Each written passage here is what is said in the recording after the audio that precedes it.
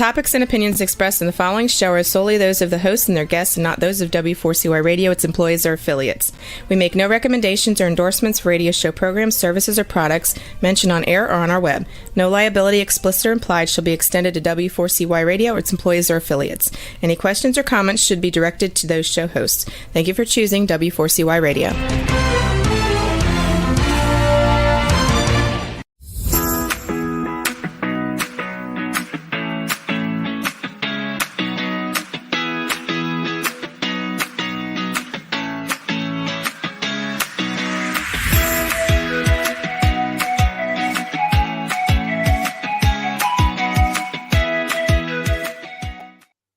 Hi, I'm Shelby Wagner, and welcome to my show, Learning to Dance in the Rain.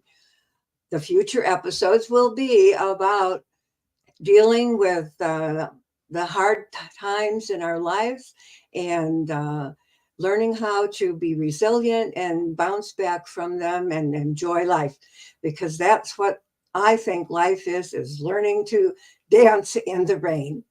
I'm Shelby Wagner, author of the book Learning to Dance in the Rain and the book Scams. And I wrote these books to help people become aware of some of the dangers of being online. I have experienced grief. My husband passed away 6 years ago after 50 years of marriage, and I grieved. And then after that, I went on to internet dating to meet a friend and ended up getting scammed, which my kids had told me I would, and I did. But anyway, we're going to talk about that starting next week with the new year. Today is the second day of Christmas, and we're going to celebrate the Christmas past. Do you have a favorite Christmas memory or favorite family tradition that you can share with me so I don't have to talk for 50 minutes by myself? I hope so. I'm going to start with one of my my favorite show or favorite Christmas right now happens to be the one that we just had. And the reason it was so memorable as it was yesterday, but also because I just love Christmas. Do you love Christmas? Yeah, I love Christmas. I love the music and the friendliness of the people and the church services and everything. I played at 2 Christmas Eve services on Sunday night and Sunday morning, and attended one with my daughter's family also. But what makes it so special for me is my grandson, who is 9, has agreed to sing a song for me, one of my favorite ones, and it's called Mary, Did You Know? Would you like to do that right now? Here it goes.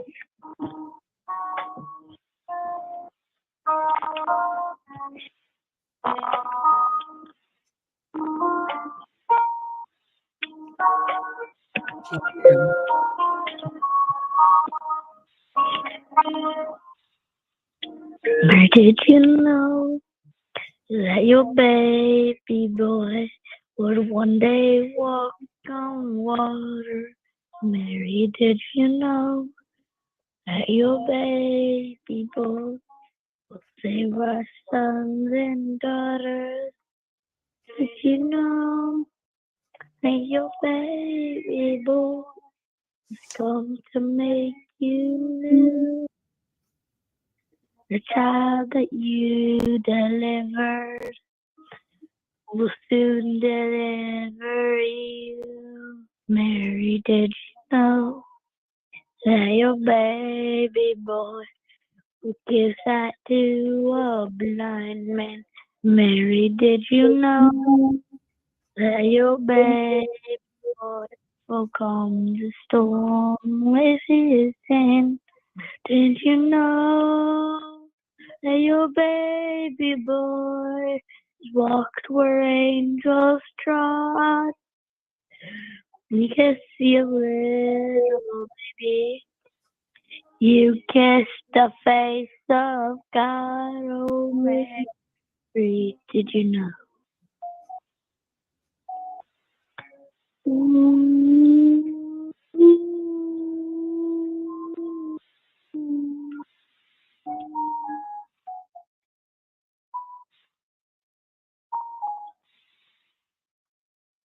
Blind will see, the deaf will hear, the dead will live again. The lame will live, the dumb will speak, the praises of the land.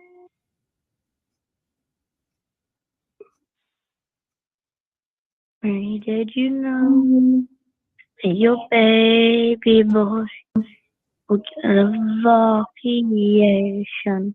Mary, did you know that your baby boy will one day rule the nation? Did you know that your baby boy is heaven's perfect man?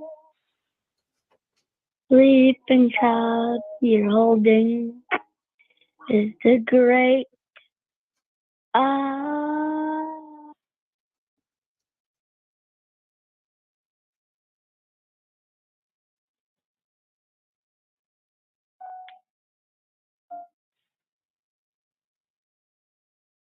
I think that's all.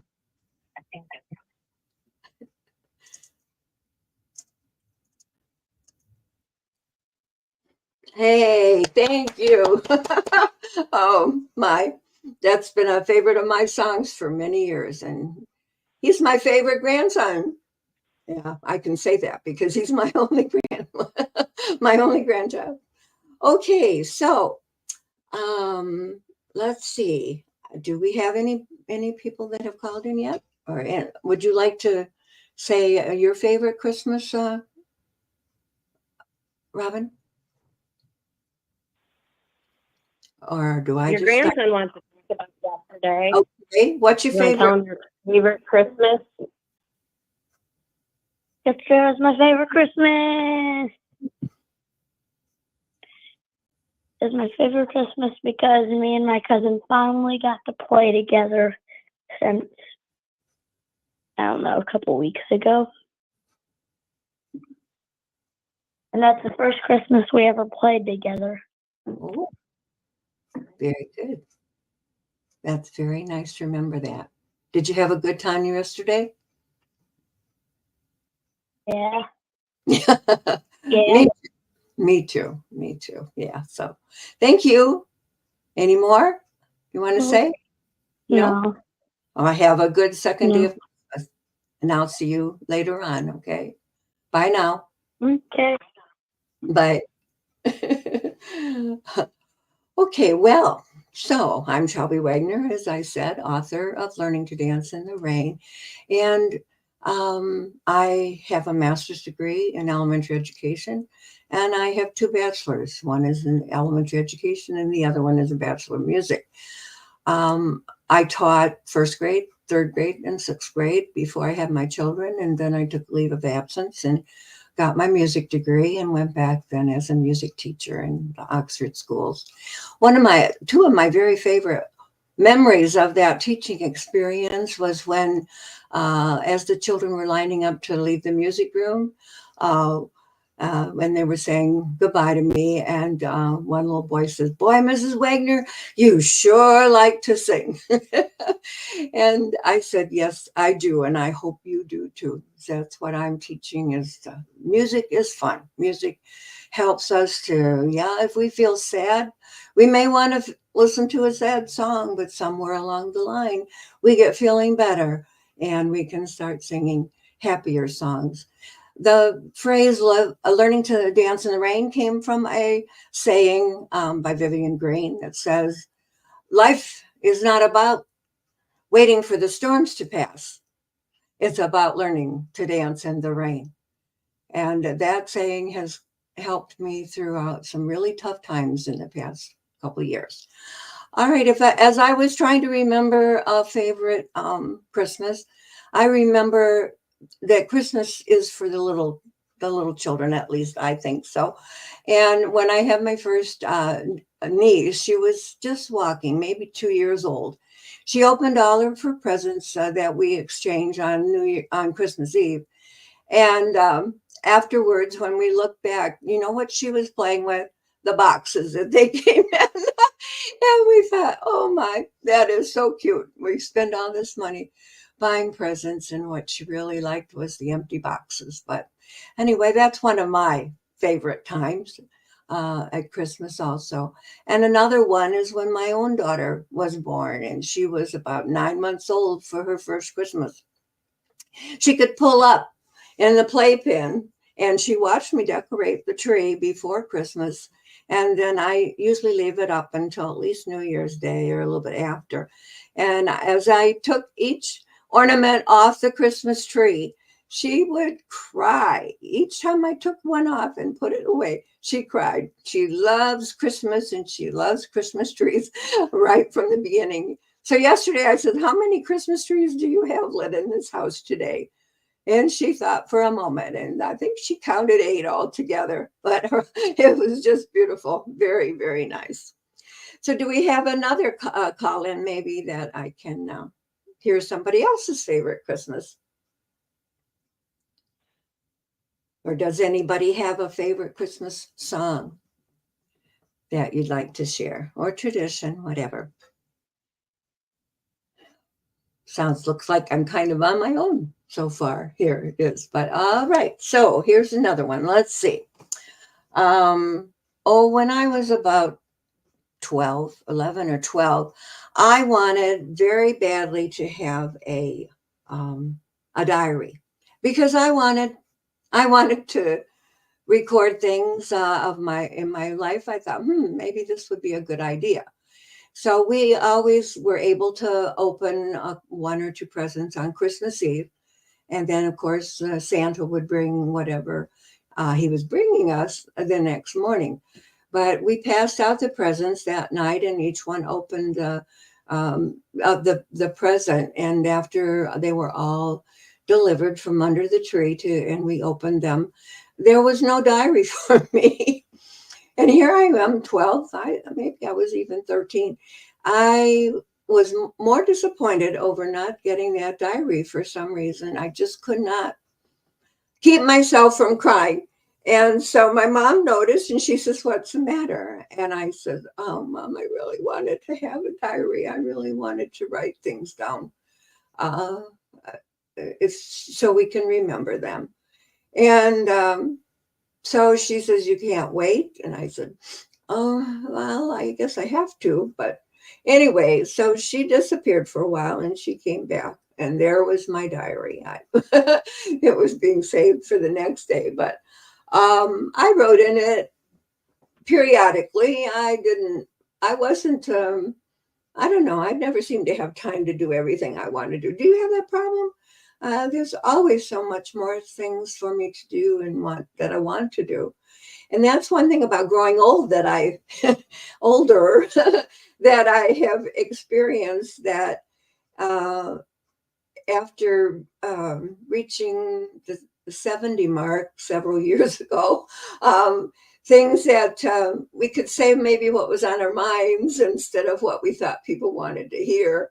And I'm reminded of Frank Sinatra's song, My Way, because it says in there about, for what is a man, and I change it to woman, for what is a woman, she has nothing if she doesn't have herself, and be brave enough to say what she really thinks and really means instead of what she thinks other people want to hear. And sometimes we have to do that too. But I find that I'm more open now, and I can talk to people and strangers that I meet in the store, just make their day. Even in the line at Meijer the other night, I got talking to the people that were in front of me, and it was really, really fun. We were having a good time right in the line. So one of the things that I always thought I might like to do is what I'm doing right now. I don't talk show or being on TV or something. Wow, that always thought maybe I was a music teacher, so every year I gave one or two Christmas programs, and I would have on the stage probably 125 first graders or second graders or third graders, whatever it happened to be, and that's when I would, perform with the class. But I think we have a call. Let's, can we put that through now, Rebel? Or how do I do this? I forgot.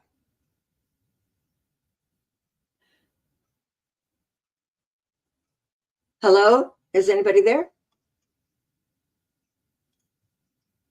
Hello? I can't hear anybody. Hello? Hi, Shelby. Your daughter's on the line. Oh, my daughter's on the line? Okay. Hi. Would you like me to share a Christmas memory? Yes, I sure do. Well, you asked me yesterday, and I haven't been able to come up with one, but listening to you, I did. Actually, it's a Christmas lesson. I remember being close to my son's age and starting to snoop and try to find Christmas presents.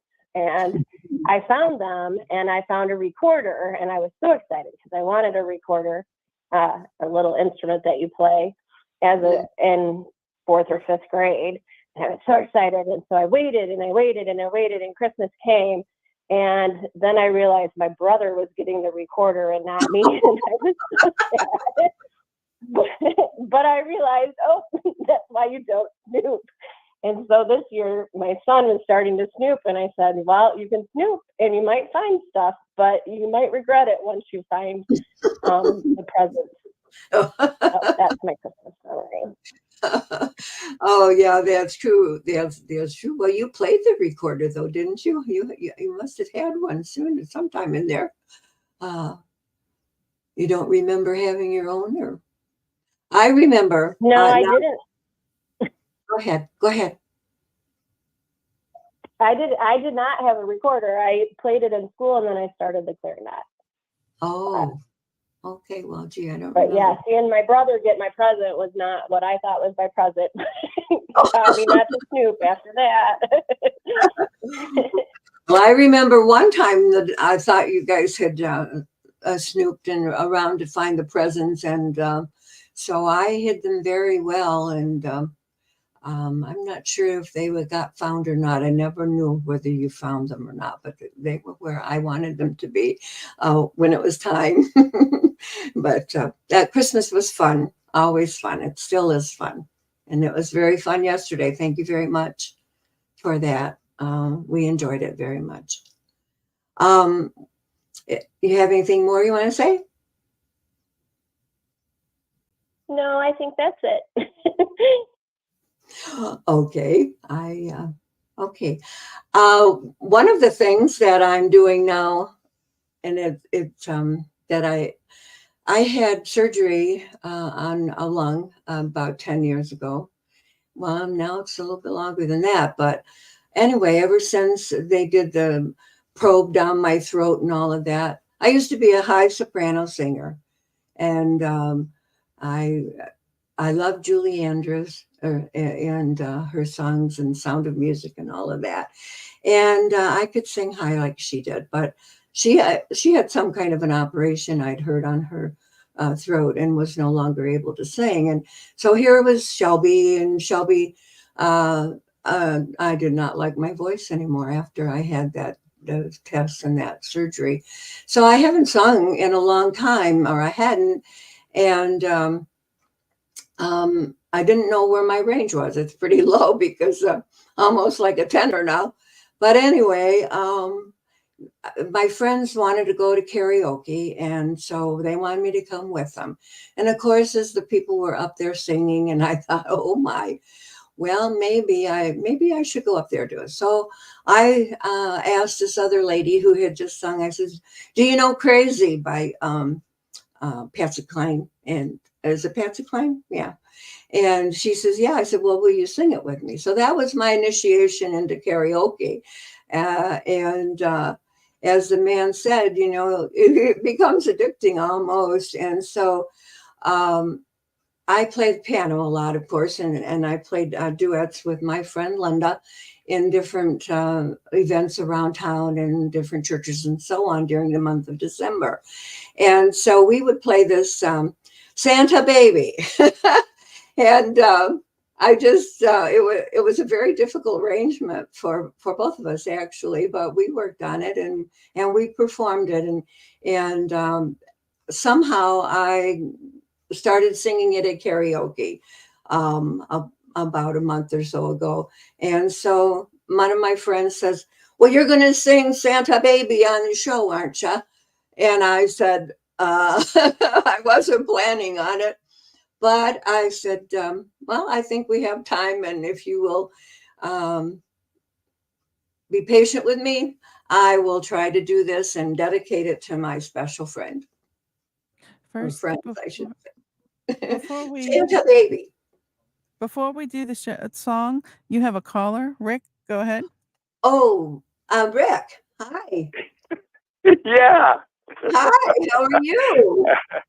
Hi. I'm just fine. Oh, good. I'm glad to have you call in. What is your favorite Christmas memory? Well, I don't know what my favorite Christmas is because I had a lot of really good ones over the years.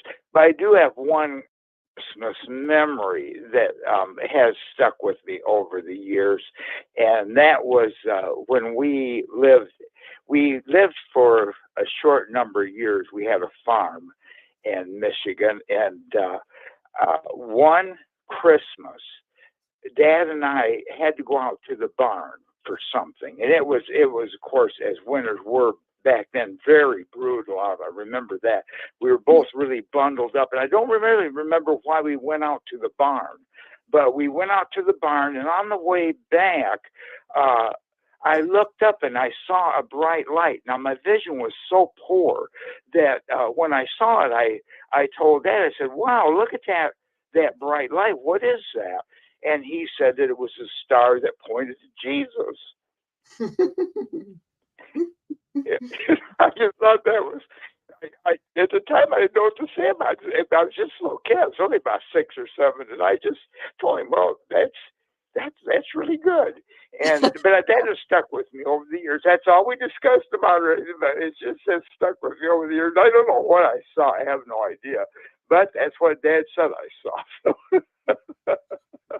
That's very nice. You reminded me of something I heard one day last week. It was a little boy who watched his dad and mom decorate the Christmas tree. And when they said they were finished, he says, "You forgot something. You forgot the star. It goes on the top of the tree." And so they said, "Yeah, they did." So they looked at it. And I thought, well, that's really good that the little boy remembered the star, the most important. Well, Jesus is, but one of the most important things of the whole Christmas story. So very nice, very good. Yeah, that's right. That's right. And yesterday was another special day. Right? What was that? I said yesterday was another special day for you. It was your birthday. Yes, you forgot. It was my birthday. Yeah, right. Did you have a good one? Did you have a good birthday? I did, yes. I sure did. Oh, yeah. That's very good. It was, I'm going to tell everybody, church yesterday or Sunday morning, we had total of 8 people in church on Sunday. I think that was counting me as the pianist and the pastor. But anyway, one of the ladies, when they had the glad tidings or the prayer requests, one lady raised her hand and she said, "My husband's birthday is Christmas Day." And then, I remember, well, Rick's birthday was Christmas Day too. So we sang happy birthday to 2 people out of 8. Can you imagine that? 2 people out of 8 had birthdays. So how many times did you get yesterday? Did you count them? No. No, We're I talking. had a bunch on Facebook this morning too. Okay, well, Okay, I'm gonna let you get back to it. okay, thank you very much for calling in. I appreciate that. Yeah. Your story. Okay, bye-bye. Bye now. And yeah, so that was happy birthday yesterday for more than just one. My sister's birthday is on Christmas Day also. And I was so busy, we've missed each other on the phone. I haven't even talked to her yet about it, but I wish her a happy birthday if she's listening here today. Are we ready to do Santa Baby? I hope I can do this.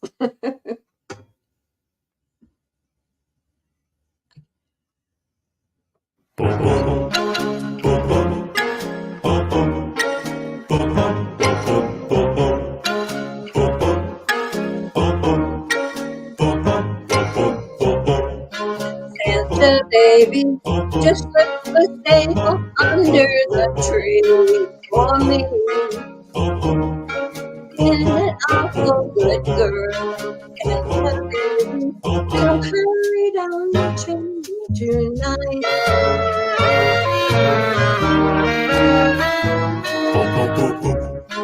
Santa Baby, a 54 convertible too. I will. I'll wait up for you, dear Santa Baby. So hurry down the chimney tonight.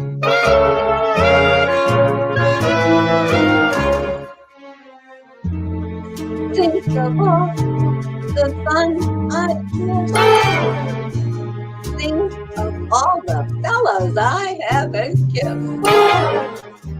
Next year I could be just to check off my Christmas list. Santa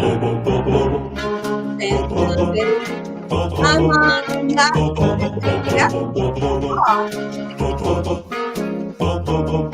And an answer all year, Santa Baby. So hurry down.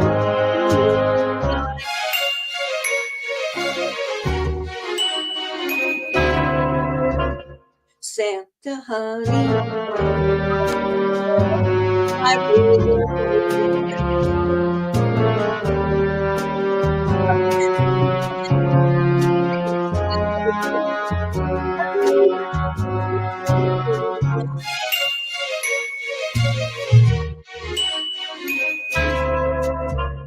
Santa cutie, it's messed up. And hurry down.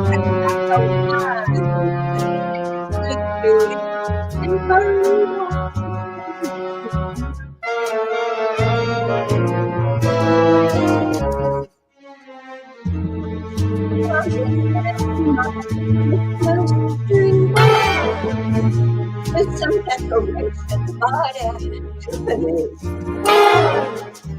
I really do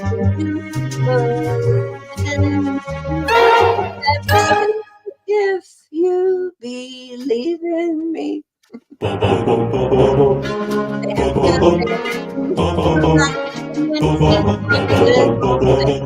Okay. I don't mean on the phone there, Bubby. So hurry down the chimney tonight. Hurry down the chimney tonight. Hurry tonight. Oh my. Oh my. I hope that you enjoyed that. It's fun singing it, but boy, I don't recognize my voice anymore. But anyway, I hope you all had a very, very happy Christmas yesterday. And I hope this is bringing a little happiness and joy into your life as well. So, do we have any more? Rick, are you still on the line? No, Rick has left us. Oh, he just left us. Okay, thought maybe he had another thing to say. So, well, when I think back on my past Christmases, Uh, when my sister and brother were in high school, my sister uh, was in the band, and I remember going to the small town nearby to see the Christmas parade and hear the band play and march. And then I had my own children, and they also, I believe they played a couple times. In the parade at Christmas time. If not, they played on the field in the football fields up at Oxford High School. And my son, it was fun. He switched from the trombone to playing he carried the four drums on his front, and he was playing all of them. And I remember that. My daughter, she senior year, I guess she twirled or they what was it, flags? Yeah, flags. And that was a good fall treat to go and hear the band play. And of course, everybody else is watching the football game, but I was waiting for halftime. So let's see, what else can I think about here for Christmas? Some of the memories that I have, I don't remember doing this myself, but maybe you remember stringing popcorn and putting a string of popcorn on your Christmas tree. Also, getting the family involved in making Christmas cookies. Oh, and fudge. Oh boy. And I know my sister's family. Oh my, she's a good cook. And she makes treats all the time. Yesterday I tried to, or not yesterday, but Saturday, my friend and I tried to, we made chocolate covered pretzel sticks. And oh my, we we put them down as someone told us to layer them on a wax paper, either on the table or on a cookie sheet. We put them on the cookie sheet, put them close together, and then poured the melted chocolate chips over the top and the crushed peanuts. And then I went to try to break them apart, and they broke into pieces. So they look terrible, but they taste really good, I have to say. And we had fun making that. I haven't really made any other Christmas cookies this year. Have you? Did you make Christmas cookies with your family? If you did, give us a call and remind us about that. Let's see.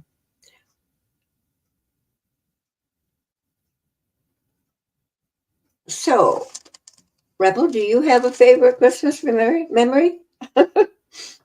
Oh, so many Christmas memories. It was always nice to watch my grandparents put up their trees. My parents are unfortunately divorced, so we had to do the whole divorced kid thing. But they always made Christmas happy. It was nice. Oh, that's good. I'm glad that happened for you. And yeah, it. I don't know. It really made my heart feel good to hear my grandson and know that he enjoys singing as much as I do or used to Did do you it. have a part in that? Did I have a part where? Did you have a part in his interest in music? Well, my daughter, I my daughter took lessons. I taught her for a couple of years piano, and then got somebody else to be a piano teacher. It just is really difficult to teach your own child, and I think she just likes to sing and likes to play. And he was a baby and still liking music. And I don't know how long ago it was that The Greatest Showman, the movie, came out. And I had gone to see it. It's about, I believe, the Bailey part of the Bailey and Barnum and Bailey circus. And I really enjoyed that movie. And so I told her, I think you would enjoy that. So she took my grandson and they went, and then she bought the track. And he was still in the car seat in the back. I would say maybe 3 or was 4, but he wanted that track every time they got in the car. He was greatest showman, he say, and he'd sing right along with it. And he knew all of the words to all the songs. And I don't know if he, except for one, and he refused to sing the song that the actress or singer who was trying to steal the dad away from the family, and he would not sing her song, never. But he would sing all the others. So he's been singing since very little, and of course he's rather shy, but yeah, I really enjoyed hearing The Greatest Showman all those years that he did do that, and all the other songs that he's done too. And my daughter, she's a math teacher at the high school here in Sturgis, and I used to teach. Like I said, I taught in Rochester grade school, and but I was always a church organist. I started playing the organ in church when I was 16, and I've been playing for over 60 years now, except for a couple of years I took off here and there. I think if I'm going to be in church, might as well be at the piano, because that's part of me. And just Christmas, I love Christmas music, and I love Easter music too. Of course, I love most music, but those are my favorite music experiences. And so now we got an Easter to look forward to. My job, I felt as a music teacher, was to give some joy to the kids and let them know that it was all right to sing, and that it was fun to sing, and that singing makes you feel better, and I love the song, sing. It doesn't, if just sing. It doesn't matter whether you think you're good or not, just sing and enjoy it. And that's what I tried to teach people to do. I had a poem once that said, if all of the birds in the forest were shy and to sing their voices, we would not have those beautiful bird tunes that we hear out in the spring, in the fall, and even in the summer, and even in the winter. I mean, I just discovered there are some birds that stick around here in Michigan even when the weather isn't so good. So yeah, music is a big part of my life and my family's life. My son, he played the guitar, and he was in a band in high school and another one in college. And love to go and hear their gigs in some of the coffee shops around Oxford and Rochester on the southeast part of Michigan. Okay, so we got a few more minutes here. I wish some of my friends would step forward and tell me their favorite memory. Can you tell us about your book as well and where to get it? I'm sorry, I didn't hear you. Can you tell us about your book and where to get it? Oh, the book is Learning to Dance in the Rain, Surviving Grief, Internet Dating, and Romance Scams. And you really are. When you're grieving, it takes survival skills to get through that. And some people don't make it. Internet dating. A man said to me, "Oh, you mean you talk about surviving internet dating?" And I hadn't thought about that before.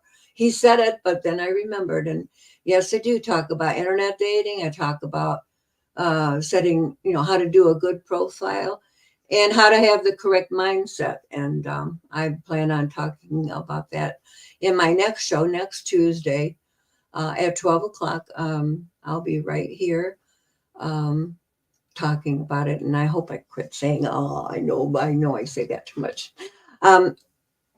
It is a memoir of the 2 years that followed the death of my husband. He died 2 weeks before our 50th wedding anniversary. And so that's why I started with grieving and grief and giving some details about what happens, for the immediately following a death, and then kind of like what we need to do to start feeling better along the way somewhere, because it is a shock and it is okay to grieve. And a lot of people don't know they need to grieve, but if you feel sad, it's okay, feel it, and then, move on. And I give some tips and suggestions for helping you to feel better. And getting active was one of the things that I said. And I use dance as a metaphor. That means active. Your dance might be different than mine. Your dance might be shooting pool or bowling or just taking a walk. Or I had two. I did learn to dance. I learned line dancing. They had it at the senior center here, and I really enjoy that. And now I'm taking ballroom dancing, and I love that too. And people are noticing, oh, gee, you people are really good dancers, and so we enjoy it. Then I wrote a second book called Scams, a resource guide. And this book defines 150 different scams that are currently making the circuit out there, and it may call you on the phone.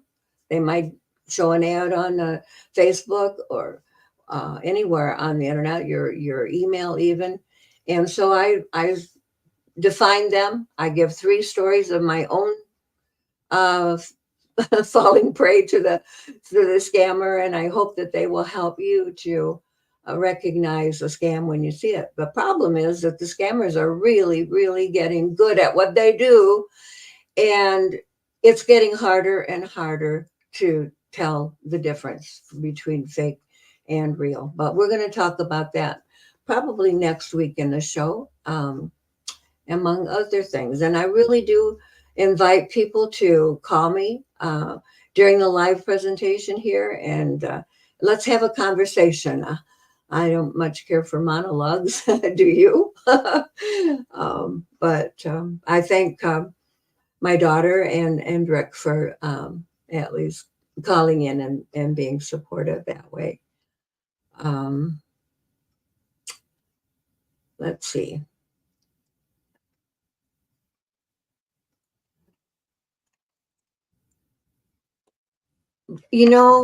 I found, and I don't know if it's just Christmas time, but seems like people are friendlier this past month. And I don't know if it's them or if it's me, because I've made I've just made a point of saying hello. It doesn't cost anything to smile, and but it means a lot. And people usually smile back. It's sometimes they look at you kind of funny, and you think, well, they're having a bad day, but it's okay. But I want to thank you for coming today and listening to my podcast. And I hope you'll come back, and I hope you tell your friends, and we'll have some good conversations about dating after 50. Maybe some of the things that I have learned of dating after 50 are good for those under 50 as well. Sometimes I have a senior moment and I just can't remember where I was headed. But that's why I need you people out there to talk with me here. Let's see here. I like to talk. That's why Dean asked me told me he thought I should start the podcast, and so I did.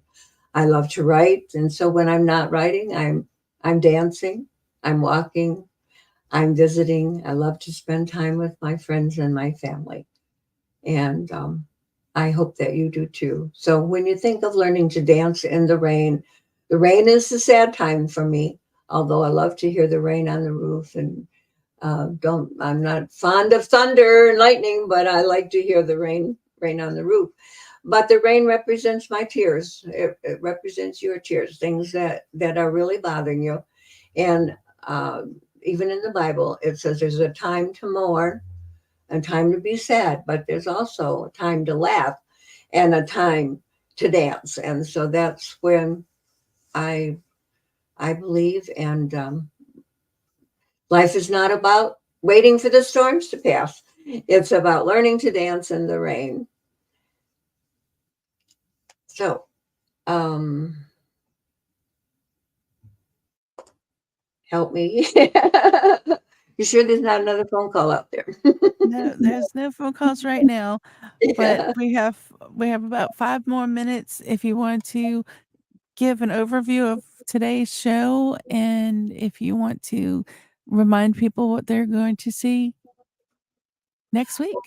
All right, that sounds good. So today, do a recap. I kind of introduced myself and my new show, Learning to Dance in the Rain, which is also the name of my first book. It's an award-winning book. It's won 9 awards so far, and it's going to earn some more. It's available only on Amazon right now, and you want to get the third printing. The second printing is still out there, but I would prefer that you buy it directly from Amazon, which is the third edition. Surviving Grief, Internet Dating, and Romance Scams. And I thought maybe it was just for single people, but you know what? I've had several married women and men who said, there's a lot of information in that book that people that aren't married, that are married, need to be reminded about. And of course, one of those is don't send money to someone you've met only on the internet. So next week, I'll see you right here at 12 o'clock on Tuesday. And we will be talking about scams because there's several that have been going around right now that are very, very difficult to discern and decide that, oh, yeah, that's not real. I need to check on them. But I thank you for coming and see you then. Are we done yet?